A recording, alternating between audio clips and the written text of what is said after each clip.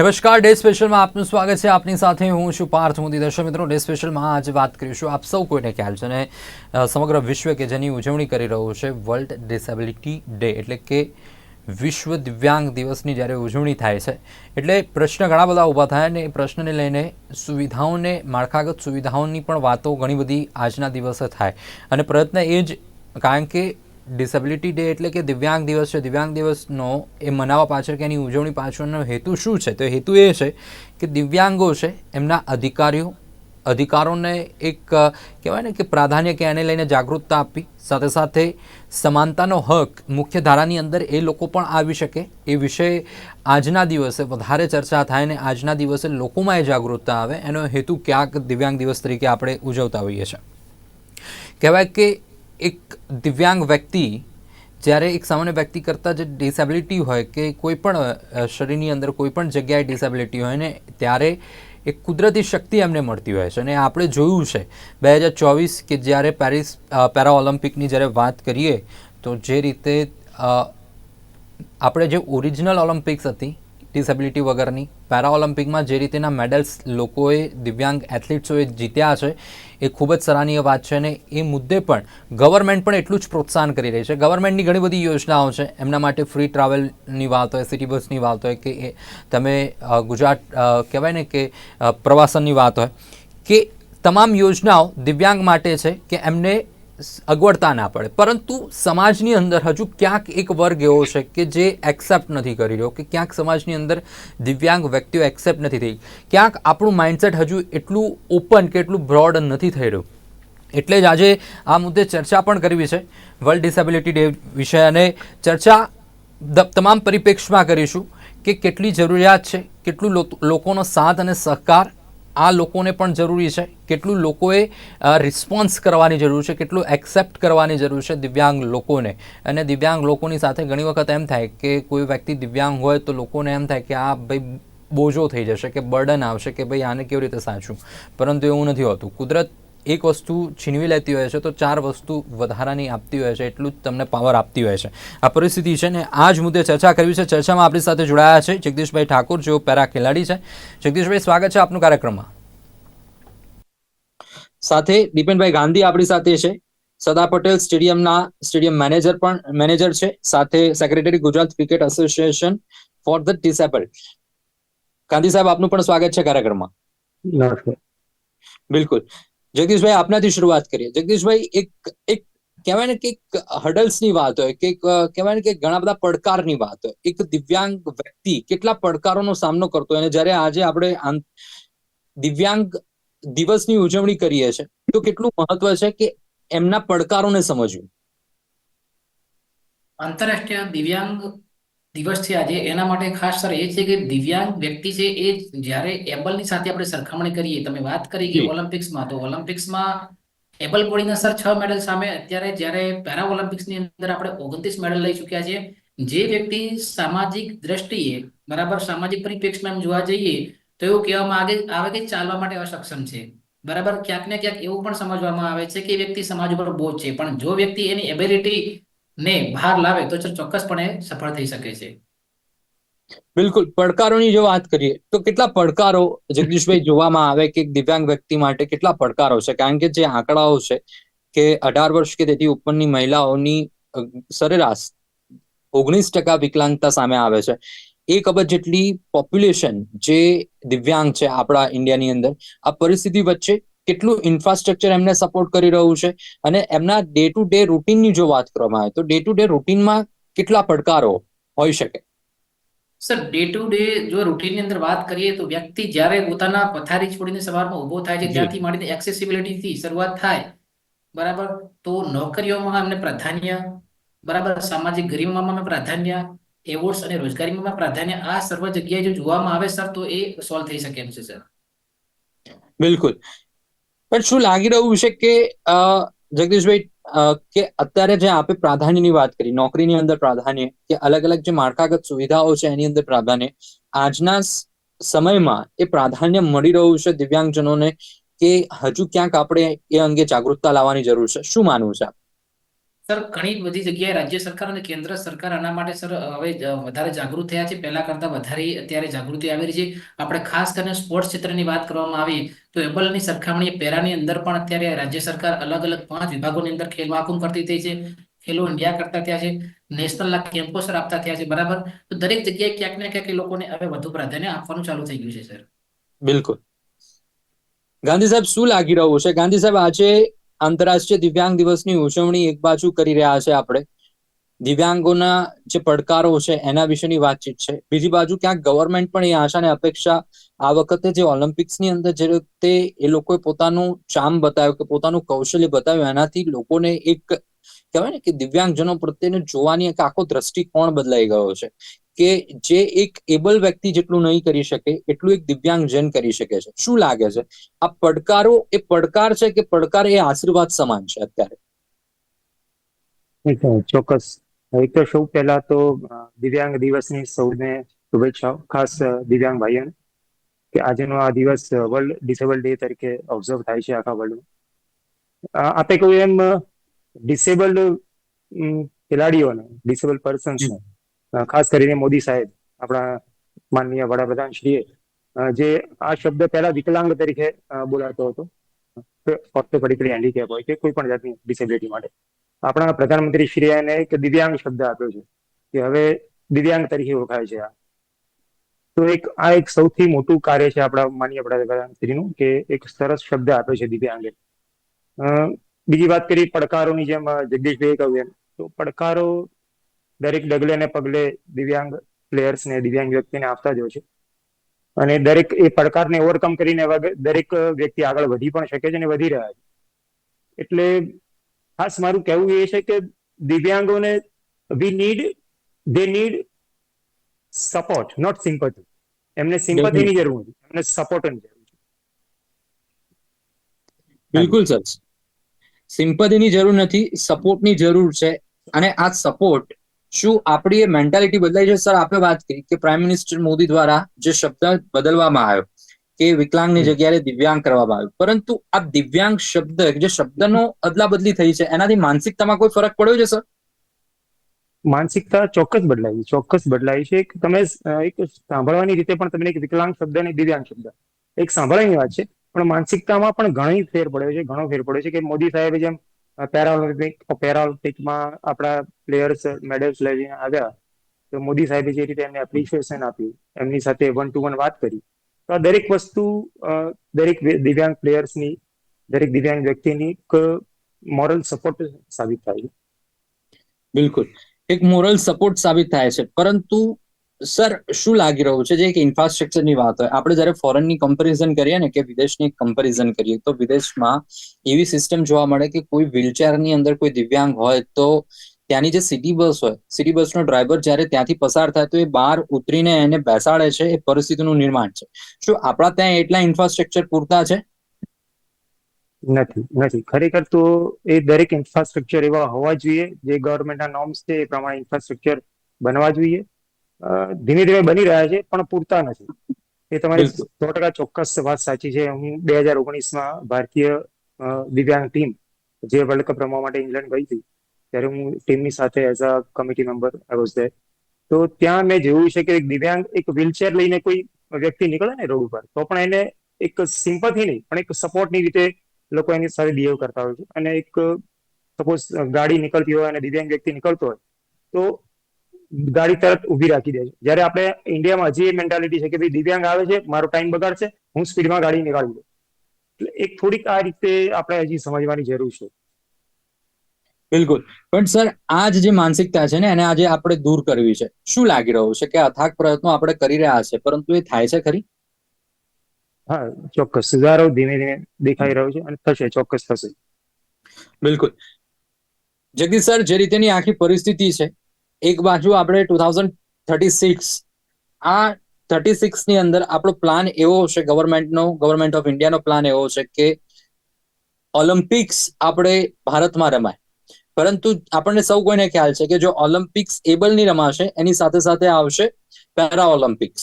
પરંતુ પેરા ઓલિમ્પિક્સને લઈને જે ઇન્ફ્રાસ્ટ્રક્ચર રેડી થવા જોઈએ, કે જે એક માળખાગત સુવિધાઓની જે વાત હોવી જોઈએ, શું એ રેમ્પ તૈયાર છે? શું એ ઇન્ફ્રાસ્ટ્રક્ચર તૈયાર છે કે જે આપણે પેરા ઓલિમ્પિક્સ કરી શકીએ 2036 સુધીમાં?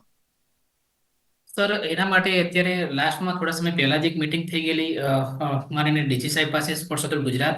તો એમણે એ વાત કરી છે અને આપણા એના માટે ગુજરાતના ખેલાડીઓ ભારતના ખેલાડીઓ માટે ગાંધીનગર ખાતે 100 કરોડથી વધુના ખર્ચે એક સ્પોર્ટ્સ ભવન બની રહ્યું છે. ત્યાં બધી જ પ્રકારની સુવિધાઓ, માળખાગત સુવિધાઓ ત્યાં ઊભી કરવામાં આવેલી છે. સાથે સાથે તાલીમ માટે અદ્યતન કોચેસ, નિવાસ, ભોજન તમામ વસ્તુ સર આવરી લીધેલું છે. તો જો એ રીતે આ પ્લાન થઈ અને આપણને મળી જાય 2027 સુધીમાં, તો આપણે ચોક્કસપણે સર પ્રતિનિધિત્વ કરી શકીએ એમ છે. અને પ્રતિનિધિત્વની સાથે સાથે અત્યારના જે મેડલ આપણે 29 છે એને ડબલ ફિગરમાં પણ લઈ જઈ શકીશું. બિલકુલ, ડબલ ફિગરમાં લઈ જઈ શકું છું એવી આશા ને અપેક્ષા છે. પરંતુ સર, આ તો વાત એક ખેલાડીની છે કે એથ્લીટ છે, એથ્લીટને તો તમામ સુવિધાઓ પૂરી પાડવામાં આવશે, ગવર્મેન્ટ પણ એપ્રોચ લેશે. પરંતુ સપોઝ ટુ બી માની લો કે કોઈ એથ્લીટ્સને જોવા માટે કોઈ ઓડિયન્સ આવે છે અને ઓડિયન્સ ડિસેબલ છે, તો એના માટેની શું સુવિધાઓ? સવાલ ત્યાં પણ થાય ને સાહેબ. સર ચોક્કસ એના માટે જે લાગુ પડતા વિભાગોને પણ જાણ કરવામાં આવે છે. જે પણ અત્યારે જે પીડબ્લ્યુડી ડિપાર્ટમેન્ટ દ્વારા આનું કામ કરવામાં આવતું હોય છે, તો એને પણ આ સૂચનો મોકલી આપવામાં આવતા હોય છે. અને ઘણી જગ્યાએ સર પહેલા કરતા ઘણો બધો સુધારો જોવા મળે છે કે વ્હીલચેર એક્સેસિબલ એ લોકો રેમ્પ, લિફ્ટનું પણ એ લોકો બનાવતા જ હોય છે સાહેબ. બિલકુલ. આપણી સાથે બ્રિજિતાબેન જોડાઈ રહ્યા છે, ત્યાં એમનું નેટવર્ક નથી લાગી રહ્યું. પરંતુ ગાંધી સાહેબ, જે રીતેની પરિસ્થિતિ છે અત્યારે ક્રિકેટની જો વાત કરીએ, કારણ કે તમે સેક્રેટરી પણ છો ક્રિકેટ ડિસેબિલિટી પ્લેયર્સ માટેની, ગાંધી સાહેબ, શું પરિસ્થિતિ બની રહી છે કે જ્યારે એક ક્રિકેટ રમવાની વાત હોય તો કેટલું પડકારજનક છે કે કેટલું, કેવી રીતે ગવર્મેન્ટની આની અંદર એપ્રોચ મળી રહ્યો છે અને કેવી રીતે તમે એ ડિસેબલ બાળકોને શીખવાડી રહ્યા છો? ઓકે, હું તમને એક ડિસેબલ ક્રિકેટની વાત કરું તો આ 1988માં ક્રિકેટ ચાલુ થયું આપણા ઇન્ડિયામાં. આપણા પૂર્વ ક્રિકેટર અને કેપ્ટન અજીત વાડેકર સર, કદાચ આપણે નામ સાંભળ્યું હશે, શ્રી અજીત વાડેકર. એ એ અમારા ફોર્મર પ્રેસિડેન્ટ હતા અહીંયા ફિઝિકલ ચેલેન્જ ક્રિકેટના. All India cricket association four physically challenge કરી એમને સ્થાપના કરી હતી મુંબઈમાં. અને 1988 થી આ ક્રિકેટ રમાય છે. અને ફિઝિકલી ડિસેબલ પ્લેયર્સ આખા ઇન્ડિયામાંથી એના ભાગ લે છે. 2019માં એક વર્લ્ડ કપ રમાયો ઇંગ્લેન્ડમાં. ઇન્ડિયા એ વર્લ્ડ કપમાં ચેમ્પિયન પણ થયું. ઘણા બધા પ્રયત્નો પછી આપણા ગુજરાતના પણ પુત્ર કહી શકાય, આપણા અમિત શાહ સાહેબના પુત્ર જયભાઈ શાહ સાહેબ, એ બીસીસીઆઈના સેક્રેટરી થયા. ત્યાર પછી એમણે દિવ્યાંગ ક્રિકેટર્સ માટે એક બહુ જ ઇનિશિયેટિવ મોટું લીધું અને તેમણે બીસીસીઆઈ લેવલે differently able cricket council of India નામની એક કમિટીની રચના કરી. અને ત્યારબાદ ક્રિકેટને બહુ સારો વેગ મળ્યો છે. 2024માં જાન્યુઆરી મહિનામાં આપણે અમદાવાદમાં સરદાર મોટેરા સ્ટેડિયમ, નરેન્દ્ર મોદી સ્ટેડિયમમાં 5 મેચની સિરીઝ રમાઈ ભારત અને ઇંગ્લેન્ડની, જેમાં ભારત 3-2 ચેમ્પિયન થયું હતું. એટલે બહુ જ સારા પ્રોસ્પેક્ટિવ્સ હવે મળી રહ્યા છે જય શાહ સરના આવ્યા પછી. દિવ્યાંગને એમનું પ્લેટફોર્મ સારું મળી રહ્યું છે, ફેસિલિટી સારી મળી રહી છે.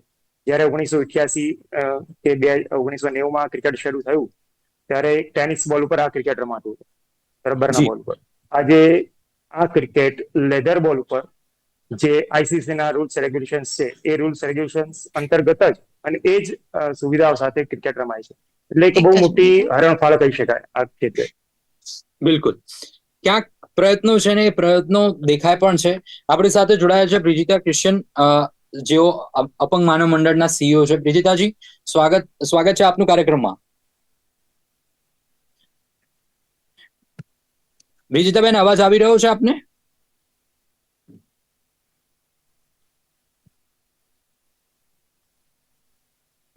બ્રિજિતાબેન, અવાજ આવે છે? તો ક્યાંક એમના નેટવર્કની અંદર ઇસ્યુ આવી રહ્યો છે.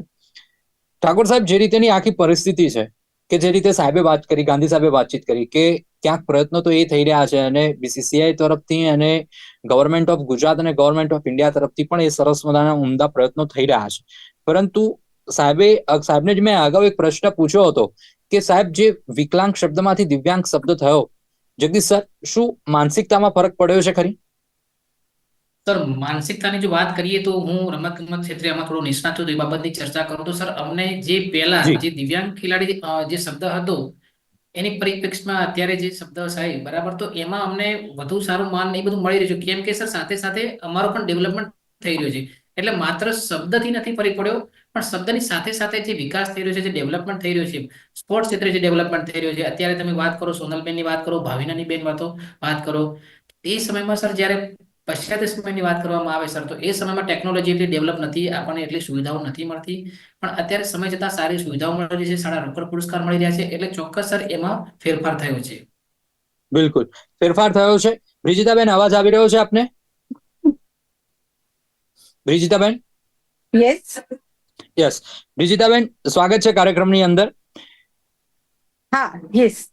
બ્રિજિતાબેન, આજે વિશ્વ ડિસેબિલિટી ડે એટલે કે દિવ્યાંગ દિવસની ઉજવણી કરીએ છીએ, અને આપ તો અપંગ માનવ મંડળ સાથે સંકળાયેલા પણ છો, અને જે રીતેની હાજી. પરિસ્થિતિ છે, કેટલું પડકારજનક છે આજના આ ફાસ્ટ જનરેશનની અંદર એક દિવ્યાંગ વ્યક્તિને, એક યુવા, એક બાળકને, એક એડલ્ટને સર્વાઈવ કરવું અને લોકોની સાથે હરણફાર કરવી. એવું છે કે દિવ્યાંગતા પોતાનામાં જ એક બહુ મોટો પડકાર છે, કારણ કે જી. બાળક જન્મે ત્યારથી જ જો દિવ્યાંગ તરીકે જન્મે છે, તો કેવી રીતે એને સામાન્ય બાળકોની સાથે ઉછેર કરવો, કેવી રીતે એને શાળામાં એવી રીતે એજ્યુકેશન અપાવવું કે જેથી એને લઘુતા ગ્રંથિનો અનુભવ ન થાય, અને પહેલા તો ત્યાં સુધી પહોંચવું, શાળા સુધી પહોંચવું છે, કે ઘરની બહાર જ્યારે ડગ માંડવા છે ત્યારે કેવી રીતે ત્યાં સુધી પહોંચી શકાય, શું ફેસિલિટીઝ આપણને મળી શકે, અને ક્યાં ક્યાં સંપર્ક કરવાથી આપણને આપણી સમસ્યાઓના સમાધાન મળી શકે, એ અવેરનેસ ઘણી વધી છે, પણ હજી પણ એ બહુ મોટો સમય માંગી લેતો વિષય છે, અને એમાં હજી ઘણા બધા પડકારો આપણી સામે છે.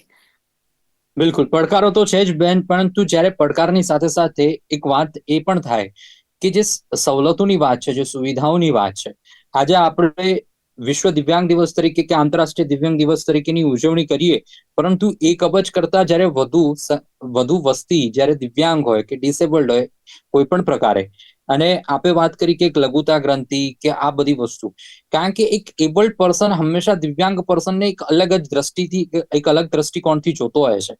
આની અસર એક દિવ્યાંગ વ્યક્તિ ઉપર કેટલી પડતી હોય છે, અને સુવિધાને લઈને જો વાત કરી હોય, શું ભારતમાં આ દિવ્યાંગ લોકો માટે કોઈ વ્યવસ્થિત સુવિધાઓ છે, કે પછી હજુ ક્યાંક આપણે ઇન્ફ્રાસ્ટ્રક્ચર બિલ્ડઅપ કરવાની જરૂર છે એમના માટે? જો હું પહેલાના સમયની સરખામણી અત્યારના સમય સાથે કરું, જી. તો સમયાંતરે ઘણી બધી સુવિધાઓ સરકારે ઊભી કરી છે, અને સતત એના માટે પ્રયત્નશીલ છે. દિવ્યાંગ ધારો જે બન્યો, અને એમાં જે બિલ્ડિંગ્સ માટેના કે સંસ્થાઓ માટેના, સ્કૂલ્સ માટેના, સરકારી સંસ્થાઓ માટેના જે એસેસિબિલિટીના નિયમો બન્યા છે, એ જોતા એવું કહી શકાય કે સરકાર ઘણી સિરિયસલી એના માટે પ્રયત્નશીલ છે, અને ઘણી બધી બિલ્ડિંગ્સ એસેસિબલ થઈ ગઈ છે. સંસ્થાઓની વાત કરીએ તો ઘણી બધી સંસ્થાઓ અસ્તિત્વમાં છે, જે દિવ્યાંગોને પોતાના બાળકોની જેમ અપનાવે છે, એજ્યુકેશન આપવાનો પ્રયત્ન કરે છે, એની દિવ્યાંગતાને સમાજના મુખ્ય વર્ગની સાથે ભેળવવાનો પ્રયત્ન કરે છે. અને જો સમાજની પણ વાત કરીએ તો અમારો એવો અનુભવ છે આટલા વર્ષોનો, કે ખૂબ અવેરનેસ આવી છે. હવે દિવ્યાંગોને પણ એક સારું સમાજમાં સ્થાન મળતું થયું છે. એમને પણ એક સામાન્ય માનવીની જેમ ટ્રીટમેન્ટ, અને એનાથી પણ વધારે સહૃદયતાથી ટ્રીટમેન્ટ કંપનીઝ પણ જોબ આપતી થઈ છે. એટલે આપણે એવું ન કહી શકીએ કે સગવડોમાં વધારો નથી થયો, ચોક્કસ થયો છે, પણ હજી પણ આ ક્ષેત્રમાં આપણે, જેમ કે તમે હમણાં વિદેશની વાત કરી રહ્યા હતા, તો જી. વિદેશની સરખામણી કરીએ તો હજી આપણે આમાં ઘણું કરવાનું છે, અને સરકાર અને સમાજનો આટલો જ જો સહયોગ રહેશે, તો ચોક્કસ આપણે ઘણા ટૂંકા સમયમાં ઘણું બધું કરી શકીશું. બિલકુલ. પણ બ્રિજિતાબેન, આપ તો જે સંસ્થા સાથે જોડાયેલા છો, અને જે સંસ્થા જે રીતેની કાર્યરત છે, શું લાગે છે કે કેવી રીતે લોકો સાથે કનેક્ટિવિટી છે બાળકોની, લોકો કેવી રીતે ડેવલપ થાય છે? કારણ કે બાળકને જ્યારે એક અપંગ માનવ મંડળની અંદર છોડવામાં આવે, ત્યારે કેટલું અઘરું હોય છે એ બાળક માટે, અને એ પેરેન્ટ્સ માટે કે વાલી માટે પણ. અમે અનુભવે એવું જોયું છે કે જી. કોઈ પણ વાલી હોય, એનું બાળક એની માટે બાળક જ હોય છે, એટલે જી. એ બાળકને કોઈક અલગ જગ્યાએ જ્યારે મૂકવાની વાત આવે, એઝ અ સંસ્થા, હું અપંગ માનવ મંડળ સંસ્થામાં as a chief executive officer છેલ્લા 10 વર્ષથી ફરજ બજાવું છું, અને આ 10 વર્ષનો મારો અનુભવ છે કે અમે બાળકોને આઈડેન્ટિફાઈ કેવી રીતે કરીએ છીએ. તો અમે જુદા જુદા વિલેજીસમાં જઈને મેડિકલ કેમ્પ્સ કરીએ છીએ, બધી ઉંમરના લોકો માટે, અને એમાં જે બાળકો આઈડેન્ટિફાઈ થાય છે એઝ અ ડિસેબલ્સ, એને અમે સંસ્થાનો વિડીયો જોડે લઈ જઈએ છીએ, સંસ્થાનું સાહિત્ય લઈ જઈએ છીએ, અને અમે અમારા કાઉન્સેલર્સ, અમારા શિક્ષકો મા બાપનું કાઉન્સેલિંગ કરે છે. કારણ કે બહુ જ મોટા ભાગે એવું જોવામાં આવે છે કે બહુ ગરીબ અને પછાત વર્ગમાંથી આવતા બાળકો હોય છે. જ્યારે રિયર વિલેજીસમાં જઈએ છીએ ત્યારે તો ખાસ ખેત મજૂરી કરતો વર્ગ અને એમના બાળકો, તો એમની સાથે અમે ખૂબ સહૃદયતાથી કાઉન્સેલિંગ કરીએ છીએ, એમને સંસ્થાનો વિડીયો બતાવીએ છીએ. અને ચોક્કસ હું એવું કહું છું કે મા બાપ માટે બાળકને કોઈકના હાથમાં મૂકવું એ કદાચ બહુ જ ઇમોશનલ વાત હોઈ શકે, પણ અમે એમને સંસ્થામાં સાથે લઈ આવીને સંસ્થાનું વાતાવરણ પણ બતાવીએ છીએ કે જો તમે તમારું બાળક આવી સંસ્થાને આપશો તો એને અમે સમાજની મેઇન સ્ટ્રીમમાં ભેળવી દેવા માટે કટિબદ્ધ છીએ. અહીંયા એને એજ્યુકેશન મળશે, એની ડિસેબિલિટીના પ્રકાર પ્રમાણે એને ટ્રેનિંગ મળશે, અને છેલ્લો જે પાર્ટ છે રિહેબિલિટેશન, કે કંપનીઝ પણ અત્યારે ખૂબ આગળ આવી છે એને લઈને, અને અમે દિવ્યાંગ ઉદ્યોગ સાહસિકતાના પણ કોર્सेस ચલાવીએ છીએ. એટલે બાળકની ઉપર છે અને એના ફેમિલીની ઉપર છે કે જો એને ઉદ્યોગ સાહસિક પણ બનવું છે તો એ ટ્રેનિંગ અને એનો ઉદ્યોગ ધંધો સેટલ થઈ જાય ત્યાં સુધીનો એનો હેન્ડ હોલ્ડિંગ સપોર્ટ, અને જો એજ્યુકેશનમાં છે તો એજ્યુકેશન, ટ્રેનિંગ, અને પછી જોબમાં પ્લેસ કરી અને સમાજમાં કેવી રીતે પરત કરવું કે ભવિષ્યમાં એ પોતાના સમાજ કે ફેમિલી માટે બોજ ન હોય, એને પોતાનું ગુજરાન ચલાવવામાં કોઈ સ્ટ્રગલ ન થાય, અને પોતાની સાથે પોતાના કુટુંબને પણ કેવી રીતે આગળ લાવી શકાય, એના માટે અમે અને અમારા જેવી અનેક સંસ્થાઓ અત્યારે સમાજમાં કાર્યરત છે. બિલકુલ. ટૂંકમાં બેન વાત એવી છે કે જેટલા રસ્તાઓ એક સામાન્ય વ્યક્તિ માટે ખુલ્લા છે, અને એ જ પ્રયત્ન આવી સંસ્થાઓ દ્વારા એ થતો હોય છે કે એ રસ્તાઓ આ જે સ્પેશિયલાઇઝ જે પર્સન છે, કે જે દિવ્યાંગ માણસ છે, એમના માટે પણ એ રસ્તા ખુલ્લા હતા. એક છેલ્લો પ્રશ્ન અને કાર્યક્રમને અહીંયા પૂર્ણ કરવો છે. બેન, શું લાગે છે કે આ બાળકો જ્યારે સંસ્થામાં આવે તો એમનામાં રહેલા કૌશલ્ય એ પછી ક્રિએટિવ લેવલે હોય કે સ્પોર્ટ્સ લેવલે હોય, તો સંસ્થા કેવી રીતે એને બહાર લાવવાનો પ્રયત્ન કરતી હોય છે, અને એ સ્કિલ્સને કેવી રીતે વધારે ડેવલપ થાય એ દિશામાં કાર્યરત થાય? કારણ કે આપણને ખબર છે 2024 પેરા ઓલિમ્પિક્સ, સૌથી વધુ પેરા ઓલિમ્પિક્સની ટીમ ઇન્ડિયા માટે મેડલ્સ લાવી છે, તો કેવી રીતે એમને ગ્રોથ આપવામાં આવે છે? પહેલા આપણે શિક્ષણની વાત કરીએ તો શિક્ષણમાં તો અમારા શિક્ષકો અને અમારા પ્રિન્સિપલ્સ છે સંપૂર્ણપણે કાર્યરત છે. અમારી પોતાની સંસ્થા, અમારી મેનેજિંગ કમિટી, એમાં ઘણા મહાનુભાવો, શિક્ષણ ક્ષેત્રના મહારથીઓ પણ એમાં ઇન્વોલ્વ છે. બાળકનું સાયકોલોજીકલ કાઉન્સેલિંગ કરવાનું, બાળકનું એપ્ટિટ્યુડ ટેસ્ટ કરવાનો, અને એમાં કઈ ક્ષમતા બહાર આવી શકે એવું છે જાણીને એને એ દિશામાં આગળ લઈ જવાનું. શિક્ષણ હોય તો શિક્ષણ પછી કઈ કોલેજમાં જઈ શકે, કયા કોર્સમાં સ્પેશિયલાઇઝેશન કરી શકે, અને કેમ જોબ મેળવી શકે. ઉદ્યોગ સાહસિક થવું છે તો કયા ક્ષેત્રમાં એને રસ છે, એનામાં શું સ્કિલ છે, અને એને ડેવલપ કરીને કેવી રીતે ઉદ્યોગ સાહસિક બનાવી શકાય. સ્પોર્ટ્સની આપણે વાત કરી તો કઈ સ્પોર્ટ્સમાં એને ઇન્ટરેસ્ટ છે, એની ટ્રેનિંગ ક્યાંથી એને અપાઈ શકાય, કેવા ક્ષેત્રના નિષ્ણાતોને અમારા સુધી બોલાવી શકે. ને હું બહુ ગર્વથી એવું કહીશ કે લગભગ દર વર્ષે અમારા ત્યાં જે આપણી સ્ટેટ લેવલની, ડિસ્ટ્રિક્ટ લેવલની કે નેશનલ લેવલની પેરા ઓલિમ્પિક્સ થતી હોય છે, અમારા ત્યાં દર વર્ષે ઓછામાં ઓછા 3 થી 4 નેશનલ લેવલના વિનર્સ હોય છે. સંસ્થાએ નેશનલ લેવલ વિનર્સ આપ્યા છે. અમદાવાદ નગર રમોત્સવ તો અમારા વગર થતો નથી, એટલા અમારા ત્યાંથી લગભગ હું એવું કહું કે અમારા જો 300 બાળકો હોય તો 100 થી 150 બાળકો એનામાં ઇનામ લઈને આવે છે. એટલે સંસ્થા ઉદ્યોગ, તાલીમ અને રમત દરેક ક્ષેત્રે પ્રયત્નશીલ હોય છે. અને મારા જેવી તમામ સંસ્થાઓ માટે કહી શકીશ, કારણ કે મારો અંગત અનુભવ છે કે 100% એના જીવનને આગળ લાવવા માટે એ લોકો પ્રયત્નશીલ હોય છે. બિલકુલ. દિવ્યાંગ બાળકો માટે જીવનનું સ્તર આગળ વધે, એની ગુણવત્તા વધે એ માટેના કહેવાય ને કે આવી સંસ્થાઓ કાર્યરત છે. એક છેલ્લો પ્રશ્ન બંને વ્યક્તિને આપણે કરીએ, બંને મહાનુભાવને. જગદીશભાઈ, આજના દિવસ વિશેનો એક સરસ મજાનો ટૂંકો એક મેસેજ આપજો. જ્યારે દિવ્યાંગ દિવસની ઉજવણી કરીએ છીએ, શું મેસેજ છે આપના તરફથી? દિવ્યાંગ વ્યક્તિએ પોતાની જિંદગીથી નાસીપાસ ન થઈ દિવ્યાંગતાને સાઈડમાં મૂકીને એ કમ્પેર કરવા માટે આવવું જોઈએ, અને ખુલ્લા જગત સામે તમારે પડકારનો સામનો કરવો જોઈએ, જેથી તમારામાં એક નવી સ્ફૂર્તિ અને પ્રેરણા આવશે અને તમે એક સક્ષમ નાગરિક બની શકો છો. બિલકુલ. ગાંધી સાહેબ, આપના તરફથી પણ એક સરસ મજાનો આજના દિવસનો એક મેસેજ. હું એમ જ કહીશ કે દરેક દિવ્યાંગ પ્લેયર્સને કે તમે ડિસેબલ નથી, તમે ડિફરન્ટલી એબલ છો. તમે બીજા કરતા તમારા કંઈક અલગ છે. 100%. તમે ડિફરન્ટલી એબલ છો, તમે ડિસેબલ નથી. બિલકુલ. દર્શક મિત્રો, ખૂબ સરસ મજાની આજની ચર્ચા રહી. ડિફરન્ટલી એબલ, ડિસેબલ કરતા એ વધારે કહેવાય ને કે એક ઉત્સાહપૂર્વક આ શબ્દ છે, અને જે રીતે પ્રાઇમ મિનિસ્ટર મોદીએ વિકલાંગમાંથી દિવ્યાંગ કર્યો, એ પણ એક ક્યાંક શબ્દ આપણને ઉત્સાહ પર. આ શબ્દ જ્યારે બદલાય છે એની સાથે સાથે આપણી માનસિકતા પણ એમને જોવાનો દ્રષ્ટિકોણ બદલાય. અને જે રીતે બ્રિજિતાબેને વાતચીત કરી કે જે સામાન્ય વ્યક્તિઓ માટે જેટલા દરવાજા ખુલ્લા છે ને આવી સંસ્થાઓ જે મંડળો છે, આવા અપંગ મંડળો કે આવા જે એનજીઓસ ચાલતા હોય છે, એ લોકો પણ એવો જ પ્રયત્ન કરતા હોય છે કે ડિસેબિલિટી જે બાળકો છે, ડિફરન્ટલી એબલ, એમના માટે મોકળા રસ્તાઓ ખુલે અને એ પણ જીવનની મુખ્ય ધારાની અંદર પ્રવેશ કરી શકે એવો પ્રયત્ન સતત એમનો રહેતો હોય છે. આપણી સાથે બ્રિજિતાબેન જોડાયા, જગદીશભાઈ જોડાયા, દીપેનભાઈ જોડાયા, ત્રણેય જોડાયા. દર્શક મિત્રોને સરસ મજાની માહિતી અને માર્ગદર્શન આપ્યું બદલ ત્રણેયનો આભાર. Thank you very much. દર્શક મિત્રો, ડે સ્પેશિયલની આજની મહત્વની ચર્ચામાં અત્યારે બસ આટલું જ. ફરીથી મળીશું. નમસ્કાર.